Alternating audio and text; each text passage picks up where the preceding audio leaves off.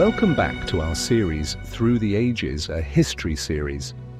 In today's episode, we dive into the marvels of ancient engineering with a focus on the Great Pyramids of Giza, some of the most enigmatic structures ever built by human hands. These pyramids have captivated scholars and laypeople alike, standing as a testament to ancient ingenuity and the mysteries that have surrounded their construction for millennia. Our journey begins over 4,000 years ago during Egypt's 4th dynasty under the rule of Pharaoh Khufu. The pyramid named after him, the Great Pyramid of Khufu, is the largest of the group at Giza and was the tallest man-made structure in the world until the Eiffel Tower was completed in 1889. It was originally built to a height of 146.6 meters, constructed from about 2.3 million blocks of limestone and granite, each weighing an average of 2.5 tons and some as much as 15 tons. But the Great Pyramids aren't just architectural feats. They are also aligned with incredible precision to the stars. The sides of the base of the Great Pyramid are closely aligned to the 4 cardinal points of the compass. This alignment, combined with the pyramid's proportions, suggests a sophisticated understanding of geometry and astronomy. The ancient Egyptians used the stars, especially those in the constellation of Orion, which was associated with Osiris, the god of rebirth and the afterlife, to determine the layout of the pyramids. The methods used to build these pyramids have been debated for centuries. The traditional view of slaves dragging blocks across the desert has been largely debunked. Instead, evidence now suggests a workforce of thousands of skilled laborers who lived in nearby workers' camps. These laborers were organized into teams and worked in 3-month shifts. Techniques likely included the use of ramps, either straight or circular, to move the massive stone blocks into place.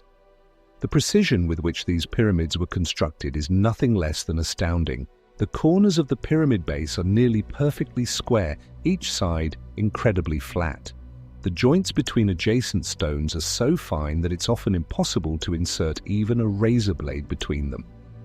In terms of logistics, the organization required to sustain such a large workforce was extraordinary. Workers were well fed, receiving rations of beer and bread, and medical evidence shows that care was provided for injured workers, including sophisticated surgeries. This indicates a level of societal organization that was incredibly advanced for its time. Turning to the interior, the design of the Great Pyramid is as sophisticated as its exterior. The Grand Gallery leading to the King's Chamber is a masterpiece of engineering, which still puzzles experts today regarding its construction technique. The King's Chamber itself contains a sarcophagus, which, according to some theories, was placed in the chamber before the completion of the pyramid, as it is too large to fit through the passageways. What was the purpose of these grand structures? While they were undoubtedly tombs designed to house the pharaohs in their afterlife, many scholars believe they also served a symbolic purpose, as a demonstration of the pharaoh's absolute power and as a tool of state control, aligning the population towards a common goal. The legacy of the pyramids is immeasurable. They inspired subsequent generations of Egyptian architecture and were revered not only in Egyptian culture, but also by societies that came into contact with Egyptian civilization. Today, they attract millions of tourists from around the world and continue to inspire awe and wonder. As we wrap up this episode, we reflect on the ingenuity and determination of the ancient Egyptians, which remind us of the incredible capabilities of human societies. The Great Pyramids of Giza are not just relics of the past, they are a mirror reflecting the perseverance and innovation of humanity.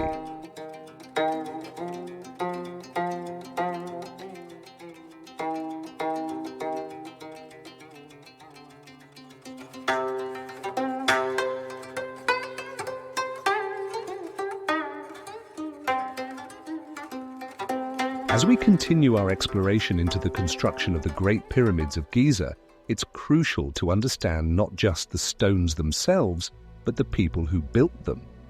This segment of our series delves into the lives of the workers, debunking long-held myths and bringing to light the sophisticated social structures that enabled the construction of these monumental structures.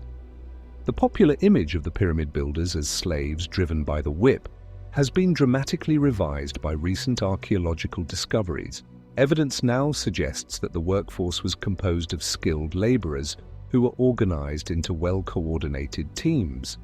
These workers were not slaves, but rather paid laborers who took pride in their craft and were honored to contribute to the pharaoh's eternal abode. Archaeologists have uncovered the remains of a workers' village near the pyramids, known as the Lost City of the Pyramid Builders. This settlement housed the workers, their families, and the support staff who sustained the massive labor force.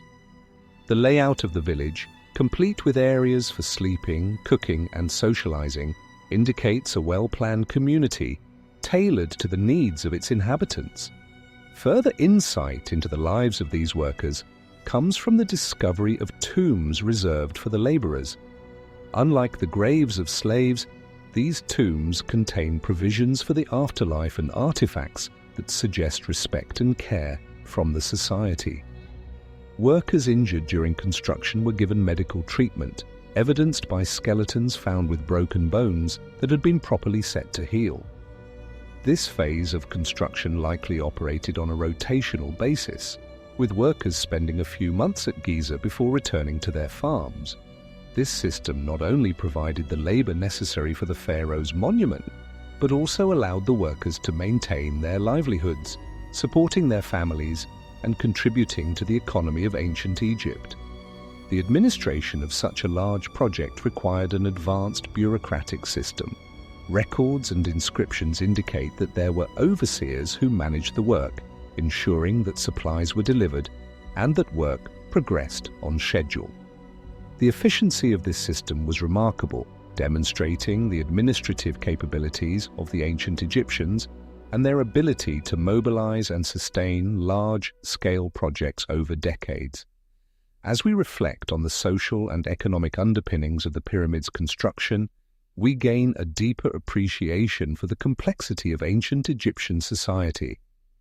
The construction of the pyramids was not only an architectural and engineering feat, but also a social one, involving the organization and management of thousands of workers across various facets of society.